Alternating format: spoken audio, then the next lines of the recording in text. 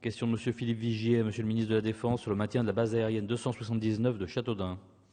Merci, Monsieur le Président.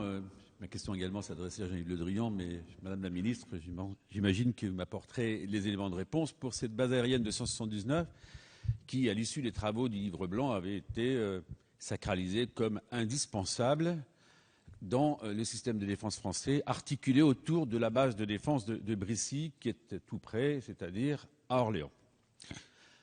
Donc cette base aérienne a été confortée dans ses missions et à l'heure actuelle, Madame la Ministre, il existe un certain nombre d'interrogations depuis quelques mois. J'ai déjà interrogé à plusieurs reprises les services du ministère et ces interrogations portent sur un certain nombre de services qui sont particulièrement majeurs puisque, pour vous dire un mot, vous connaissez parfaitement bien le domaine de l'artisanat et du commerce, il faut savoir que c'est le premier employeur de tout le sud du département qui a été profondément impacté en termes de mutation économique très violente. Et donc nous sommes très attachés et qu'il y a un lien entre l'armée et la nation extrêmement fort dans ce territoire-là et je tenais à le préciser. Alors des services, il y a notamment un qui s'appelle le CISMA. Alors pardonnez-moi, ce sont des mots un peu barbares, ça veut dire simplement des centres informatiques de soutien du matériel de l'armée de l'air. L'armée, c'est normal, veut mutualiser ses moyens informatiques. Nous avons à Châteaudun les locaux, les personnels, bref, toutes les compétences pour faire en sorte d'accueillir cette mutualisation des sites. À notre connaissance, à ma connaissance, la DIRISI, la fameuse direction en charge de la décision, n'a toujours pas tranché. Vraiment que vous puissiez nous dire où on en est dans la prise de décision de regrouper l'ensemble des CISMA à Châteaudun, comme ça a été proposé. De même que le CGMTA, c'est le centre de gestion des matériels de transport de l'armée de l'air. Derrière les mots barbares et derrière l'explication arrive vite. Et là encore, c'est un métier traditionnel qui est parfaitement maîtrisé par les militaires de Châteaudun. Troisième sujet d'interrogation, c'est le fameux escadron de convoyage, historiquement lié à cette base, très utile puisque je rappelle que cette base a une fonction majeure, c'est celle de stockage d'aéronefs et donc de transport, évidemment, naturellement, de certain nombre de pièces liées à ça. Un mot également sur des interrogations qui pointe à l'heure actuelle sur la tour de contrôle, notamment l'escadron en charge de cette protection de tour de contrôle.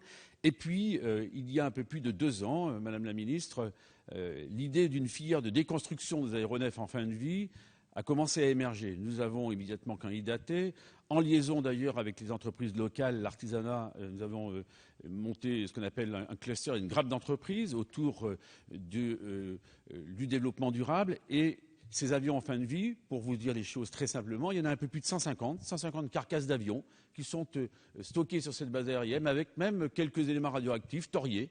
Donc il y a eu des adaptations qui ont été faites pour faire en sorte qu'une partie de la base puisse satisfaire à la loi sur l'eau, ce qu'on appelle les normes IOTA, que ce soit également des équipements qui puissent satisfaire aux installations classées.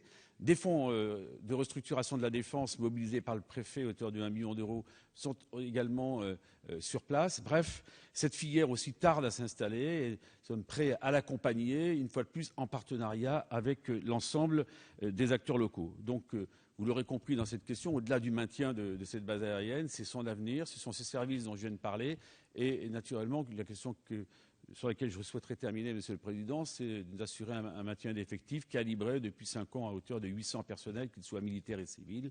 L'ensemble de ces questions étant majeures pour l'avenir de cette base aérienne. Le tout dernier mot, nous avons une compétence spécifique, quasiment unique en France, ça s'appelle le GERSAB, c'est encore un mot un peu compliqué, mais qui permet de bénéficier d'un certain nombre de compétences techniques qui permettront d'avoir en France un centre de maintenance composite. Or, vous n'êtes pas sans ignorer que le fameux A400M sera à 40 km à Brissy.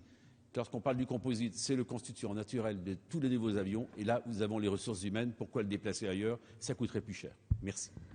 Merci, Monsieur Vigier. Je me permets de rappeler que le temps total est de 6 minutes pour la question, la réponse et la réplique. Donc, c'est sur la suite que ça va peser. La parole est à Madame la Ministre de l'Artisanat, du Commerce et du Tourisme.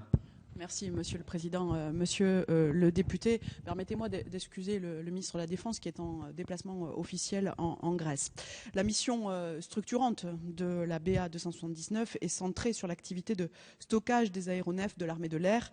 C'est en effet sur cette base que sont entreposés dans des hangars sophistiqués à hydrométrie contrôlée les avions de remplacement qui permettent de compenser l'attrition de ces machines lors, par exemple, d'un accident aérien. La base génère ainsi une activité aéronautique par l'intermédiaire de l'escadron de convoyage qui transfère ces derniers vers leur base de destination. C'est aussi à Châteaudun que sont entreposés les aéronefs retirés du service, avions de transport comme le Transal, les vieux Mirage ou encore les hélicoptères. Ces machines sont préparées pour la déconstruction, vidées de leur fluide dans des conditions très suivies de dépollution ou encore délestées de leurs ailes pour gagner de la place. Au-delà d'un simple parking d'avions, il s'agit d'opérations complexes car, vous l'imaginez, ces avions contiennent des matériaux qui nécessitent des traitements particuliers, contrôlés, surveillés. C'est dans ce cadre qu'un investissement important a été réalisé pour mettre aux normes des surfaces importantes. S'il est avéré que les ministres de la Défense précédents se sont engagés à maintenir les effectifs de la base de Châteaudun à hauteur de 800 postes, il faut aussi constater que les transferts d'effectifs prenaient en compte des unités dont la dissolution a été depuis confirmée. S'il est vrai que la base a vu ses effectifs régulièrement décroître, c'est le fruit de politiques engagées depuis de nombreuses années. C'est d'abord la nécessité de rationaliser la maintenance, appelée maintien en conditions opérationnelles. Ainsi, un regroupement est en cours à Bordeaux, où un plateau technique associant industriels et partenaires de l'État vont bientôt entrer en plein rendement et offrir des pistes d'économie. Ce regroupement a amené la fermeture du centre de gestion du matériel technique de l'armée de l'air qui a rejoint l'ensemble interarmé de la région Aquitaine. Ce dernier mutualise les flottes de l'armée de l'air, de l'aéronavale, de l'aviation légère, de l'armée de terre. Cette refonte logistique a entraîné également un mouvement d'économie sur la gestion des systèmes informatiques. Le déménagement a en effet été l'occasion de s'appuyer sur des systèmes récents. Leur évolution rapide et la nécessité absolue de rationaliser les filières de soutien amènent à constater que les effectifs de la base ont été annoncés alors que les travaux de programmation du schéma directeur informatique n'étaient pas achevés. Enfin, le passage en base de défense a amené une fusion des soutiens des bases d'Orléans et de Châteaudun. La plateforme commune a été implantée sur la base la plus importante, celle qui abritera le futur Airbus A400M que vous avez évoqué, dont les équipages sont engagés depuis 1934 sur tous les théâtres d'opération. Je souligne que les forces spéciales qui viennent de s'illustrer au Mali sont issues d'Orléans pour les vecteurs aériens. Il était donc normal que le soutien soit au plus près de ces forces combattantes. Les contraintes budgétaires sont fortes et toutes les pistes de rationalisation doivent être exploitées.